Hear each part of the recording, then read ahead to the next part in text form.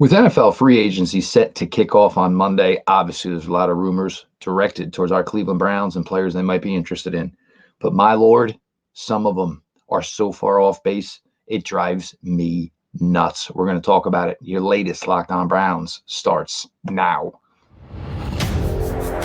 You are Locked On Browns, your daily Cleveland Browns podcast.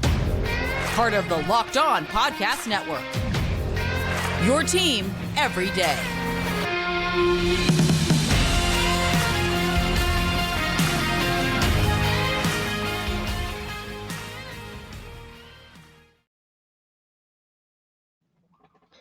Welcome back, my friends, to the show that never ends, your daily delivery of all things Dog Pound LGB on the LOB, the Locked On Browns podcast, brought to the Locked On Podcast Network, your team every day. I am your host, Jeff Lloyd, and I appreciate each and every one of you. Make Locked On Browns your first listen every single day. The everyday crowd is a bunch of filthy animals, but they're my filthy animals. You should be like the everyday crowd. Subscribe to Locked On Browns YouTube channel. Show is always available, always free, wherever you get your podcasts. Today's episode is brought to you by FanDuel. Make every moment more. Right now, new customers get $150 in bonus bets with any winning $5 bet. That's $150 if your bet wins. Visit FanDuel.com/lockedon to get started. As I said, NFL free agency will commence Monday at noon. So as much as this is my favorite time of the year, I love roster construction. It's also the time of the year that drives me bananas. And that's about as nice as I can say that because the folks on Locked On, they like us to keep it clean. Now, look, do I agree the Cleveland Browns need to upgrade the wide receiver room? Yes, absolutely. You have a window right now where you have a successful franchise, a team that is ready to compete for it all in the AFC. You're going to have a boatload of cap money to work with because Andrew Berry and his team do what they do, and they do it oh so well. So there's no room that cannot be upgraded if you're the Cleveland Browns. But some of the names that you're trying to associate to Cleveland to upgrade, we'll start with the wide receiver room, of course. Let's bring in Mike Williams from the Chargers. And look, this is no disrespect to anybody that's voicing what they're hearing. This is my personal take on the names that they are mentioning that they are hearing. Mike Williams from the Chargers. Let's see. Some of the problems we have with the Browns wide receiver room is Amari Cooper is about to turn 30 years old. That's that awkward age at the wide receiver position. You know, do you still get the same thing you're accustomed to from Amari? It's possible. There could be a downtick in production. There could. So I can understand wanting to bring in somebody. And maybe the thought process is this could be Amari Cooper's last year in Cleveland. So you're looking for who's going to be that next number one. Mike Williams. Mike Williams will also soon be 30. Mike Williams is coming off an ACL injury. Mike Williams has never been close to the wide receiver that Amari Cooper is. So him coming off of an ACL injury, we expect him to come in, learn a new offense, and be ready to go and play like a number one wide receiver when he'll be 32. He'll be 30, as well. Seriously? I don't even like signing Mike Williams as a free agent, let alone possibly trading for Mike Williams. Sunken cost. Don't do it. Don't touch it. Stephon Diggs. Stephon Diggs is older than both of them. You want to go chasing that? So if Buffalo were willing to move on from Josh Allen's number one target, that all of a sudden means that you should be interested? Usually, beauty lies within the beholder. So if Buffalo were to move on from Stephon Diggs, what makes you think that all of a sudden he's just going to come to Cleveland and tear it up? He's playing with the second best quarterback in the NFL right now. And his stats have dipped. He will be 31 this year. That awkward age of over 30. The Denver Broncos present possibly a couple of interesting options at the wide receiver position. Look, Denver, just blow it all up. If I'm Denver, I am trading everything I possibly can. I am acquiring as many assets as I can to make up for the asinine trade that I pulled off for Russell Wilson. That got me nowhere. Nowhere. Good job, Denver, by that one. And good luck eating all of that. What, $80-something million? Yeah. Looking good, Denver, by the way. Cortland Sutton. Not really disrespected Cortland Sutton, the player. Nice player. Also on the Denver Broncos, wide receiver Jerry Jeudy. Cortland Sutton will be 29 years old this season. Jerry Jeudy will play at 25 this season. Cortland Sutton, last year of his deal, slated to make $17 million in change. Jerry Jeudy, years younger, significantly years younger, will play on his fifth-year option at $12 million. I can trade for Jerry Jeudy and get him cheaper than if I traded for Cortland Sutton. The statistical output between Jerry Jeudy and Cortland Sutton is not that big of a difference, folks. It's not that big a difference. Besides touchdowns, it's not really a big difference. So I can get a player. Let's be honest. Jerry Jeudy, look, some of it's kind of on him. Also, some of it is that they made this move for Russell Wilson and he came in and didn't make anybody any better. So there are players to be had for the Browns, but stop suggesting the has-beens. Let's start maybe working on digging up some gold. Elijah Moore, they went after last year. Elijah Moore had the best season of his NFL career at this point. Moves like that are what gets your team better. Not chasing yesterday. Guns N' Roses, yesterday's got nothing for me. Old pictures I don't never see. Stop chasing yesterdays. Stop chasing has-beens. Chase will-be's. Chase guys that are going to improve. Everybody gets enamored. Like there isn't this shelf life expectancy of NFL talent. It's crazy. It's preposterous. It's ridiculous. You need to get guys in here who can perform right away. And yeah, sure, make a move. Go ahead, bring in Mike Williams. And he can't beat out Cedric Tillman and Elijah Moore. So then what'd you make the move for? Don't chase something and expect all of a sudden it's going to be revisited. It's going to replenish. What happened with Joe Flacco last year was a fantastic story. And it's also like a 0.0003% that something like that is ever going to hit for you. It did for the Browns. It made for a great story. It made for a great December story. It made for a great close to the 2023 regular season. But this franchise does not think like that. They chase the today. They chase the tomorrow. They don't chase the yesterday. We're going to continue here. We'll talk a little bit about the running back position. We're going to talk a little bit about the quarterback position. Because I got to be honest, some things you all are hearing is not what I heard coming out of Indy. So we're going to continue with that. Your latest Locked On Browns rolls on. Everybody, stick around. This show is sponsored by BetterHelp. If you had an extra hour in your day, what would you do? Would you go for that jog you're always talking about? Maybe start reading that book you always wanted to get to? Would you do something nice for a friend, a loved one? Look, a lot of us spend our lives wishing we had more time. The question is, time for what? If time was unlimited, how would you use it? The best way to squeeze that special thing in your schedule is to know what's important to you and make it a priority. Therapy can help you find what matters to you so you can do more of it. For me, I have a balancing act in my life between my daughters, between my wife, between my mother. I got to take care of a lot of people. But the thing is, I got to make sure I'm taken care of. So if you're thinking of starting therapy like I have, and I'm always thinking about continuing, give BetterHelp a try. It's entirely online. It's designed to be convenient, flexible, and suited to your schedule. Just fill out a brief questionnaire to get more matched with a licensed therapist and switch therapists anytime for no additional charge. Learn to make time for what makes you happy with BetterHelp. Visit BetterHelp.com/lockedon today to get 10% off your first month.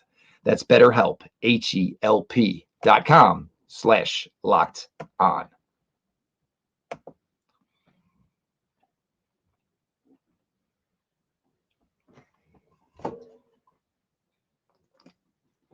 We continue on here. Your latest Locked On Browns. As always, I appreciate all of you who make Locked On Browns your first listen every single day.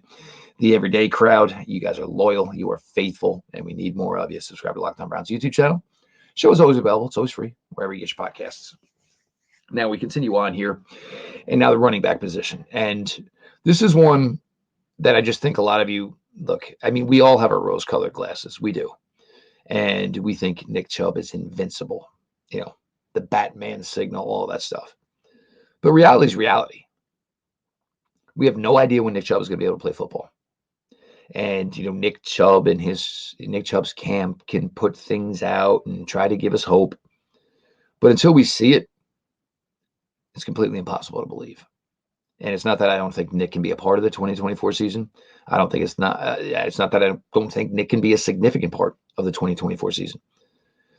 But the question is, and which nobody has the answer to at this point in time, is when is Nick Chubb part of the 2024 season? My honest belief is October would be great. Still don't think it's going to be happening. I think Nick Chubb is going to be probably a second half of the 2024 regular season player. And the question is, what kind of workload can you expect from Nick Chubb? Now, the other thing is, as we were talking about with Amari Cooper and some of these wide receiver candidates, is where is Nick Chubb at as far as that skill, positional, age question mark, where you have to say, hey, might be getting time. And Nick is close to that. And as devastating as the knee injury is that Nick Chubb suffered in week 2 in Pittsburgh, you have to count for the fact that Nick Chubb already suffered one significant injury in his days at Georgia. So it's not that anybody doesn't love Nick Chubb. It does not think that if Nick Chubb is actually out there ready to play in a game, that Nick Chubb can be a solid contributor for this team like he always has been. It's a question of when. So the Browns have to cover themselves. They have to bring in a back that understands that he's going to be the guy. Nick Chubb may not ever be the number 1 running back for the Cleveland Browns again. It sucks to say, but it's the truth.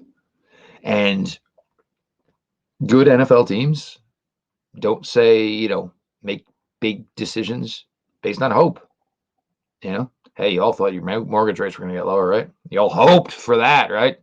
Any sign of that coming anytime soon? Nope. So how do you address this? Could it be free agency? You are looking at what is going to be one of the best free agent classes in NFL running back history. Maybe this has something to do with that Zoom call they all had last spring. And look, I get it. NFL running backs are pissed, and they should be. It's the most dangerous position in the game to play. And they're not being paid fairly. It's true. It's true. It's 100% true. I have no doubts with the stance they're taking, the lengths they're going. I have zero issue with it. They're right. Can something be done? I don't know. It's just tough because most teams have 3, and even at a point in the game, your guy gets tired, you got to put somebody else in there. And there's the old school adage of, you're just the running back. The play was called, the play was designed, the play was blocked correctly. You're just the guy who ran it through the hole that we created. Yeah, all right. I mean, it's good. It's coach speak. Sounds really good, but stop. Just stop. You're disrespecting players. And, now, the Tony Pollards of the world, I think would be great for the Cleveland Browns. I'm not going to lie. As a guy I would really like to get in here. Obviously, talk about a guy like Zach Moss. Obviously, has a history with your offense coordinator, Ken Dorsey. Devin Singletary, same case, has a history with your offense coordinator. Guys, you got to look at. Then you get to the draft.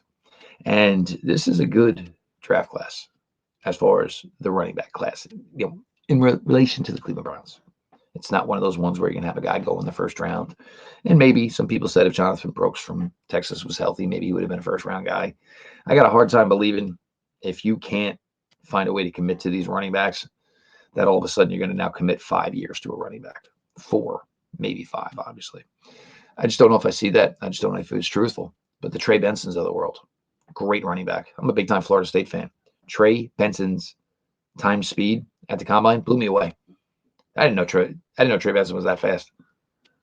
So maybe some of those defenses he was running away from weren't that fast either. A little knock on the Gators, a little knock on the Hurricanes. But you look at this and, and whether it's guys like him or Braylon Allen or, Wright from Tennessee, another great player, even Marshawn Lloyd from USC. And, hey, I'll pump for drafting Marshawn Lloyd because maybe a Browns jersey with LLOYD on the back of it. Would be beautiful. Every day that happens, you got to chip in and send your boy something here. Of course, Audric Estime is still a player I extremely like. I did not like the 40 time, obviously, but his testing did reveal a couple things. The burst is still there. The quickness is still there. You want to meet a 230-pound running back in the hole? I don't know about that. Put a guy who maybe doesn't have breakaway speed. And look, Nick Chubb was in the 4.5s. And I think Nick got quicker as he sculpted his body to being a better NFL player. And he probably got faster in his first couple of years in the league. But all you need is daylight. And, guys can do their best. So I think, a guy like Audric Estime is a way, I'm looking at this. But, and again, none of this has to do with any disrespect to Jerome Ford, because I think what Jerome Ford did last year was incredible. I really do. I think Jerome Ford had a phenomenal year. But, we have a player like DeAndre Swift here, and who might like he's probably just going to look at a one-year deal, because this is sadly what running backs are getting nowadays. Do I look at DeAndre Swift, who probably has some sort of relationship with Nick Chubb, as well as were former Georgia Bulldogs? Do I try to find a way to get DeAndre Swift in here and say, hey, look, I know maybe you've got at least the first 7, first 8, maybe first 9 starts of the season. Then I can start to lighten your workload. So your yards per carry stay high. Your output still looks good. You can go do this again the following year. The Browns, it's a bigger need than people think it really is. At the running back, Kareem Hunt is not going to be a part of this team anymore. Pierre Strong, I vibed for him. I really, really thought he was going to find a way. But the problem was they didn't ever give Pierre enough of an opportunity. And I get it. They at least knew what they had with Kareem. Jerome was on most weeks getting it done. And there really was never a chance to say, hey, well, what does Pierre Strong have? I get it. I do. 100 total yards at a road game in Seattle, of course. But you can't just look at Jerome Ford, Pierre Strong, and say, we can just bring any other running back in here, and that'll be enough to overcome the mystery of the fact that we have no idea when Nick Chubb is coming back. It's got to be something the Browns got to hit. They got to hit it hard. So either you find a way to get a big-time wide receiver in here, or at least get a big-time running back in here in free agency, and all of a sudden opens up the way you can move her in this draft, because the Browns only have 2 picks in the top 100. They only have 3 picks in the top 135 rather. 3 picks in the top 135. You make that selection in the 80s, it is a long drought till you get to that number 135 selection. So the Browns have some work to do. I am confident they will get it done.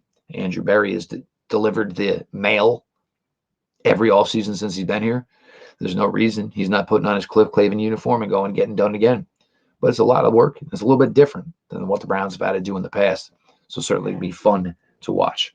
We're going to continue here. We're going to talk a little bit about the quarterback room, because some of the things that are being reported are not some of the things that I necessarily heard from some folks that were in Indy for the Combine.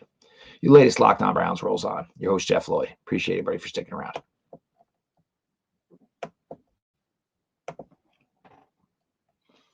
Get buckets with your first bet on FanDuel, America's #1 sportsbook, because right now, new customers get $150 in bonus bets with any winning $5 bet. That's $150 if your bet wins. Bet on all your favorite NBA players and teams with quick bets, live same-game parlays, exclusive props, and more. Just visit FanDuel.com/lockedon and shoot your shot. FanDuel, official sportsbook partner of the NBA.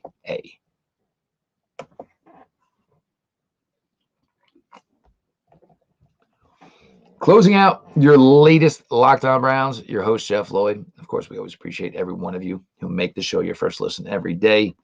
The everyday crowd. I love you. If you're not part of those guys yet, make a new plan, Stan, and that plan is subscribe to the Locked On Browns YouTube channel.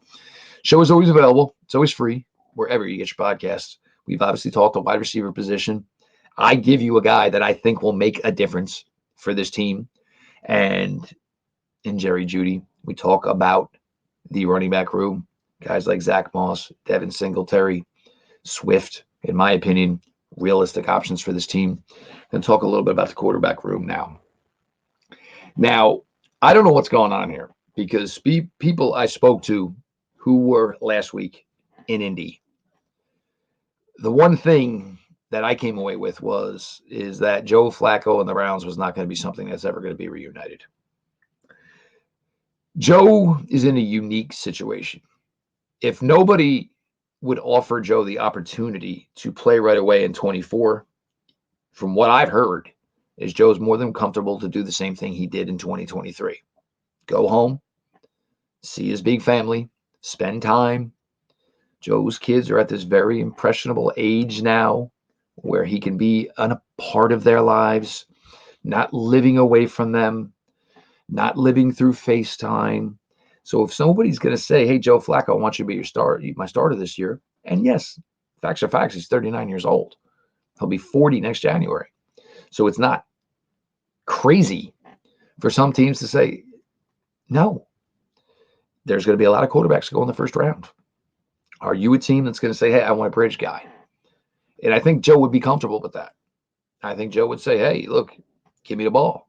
And if I'm winning, hopefully I tell the rookie, keep sitting over there, kid.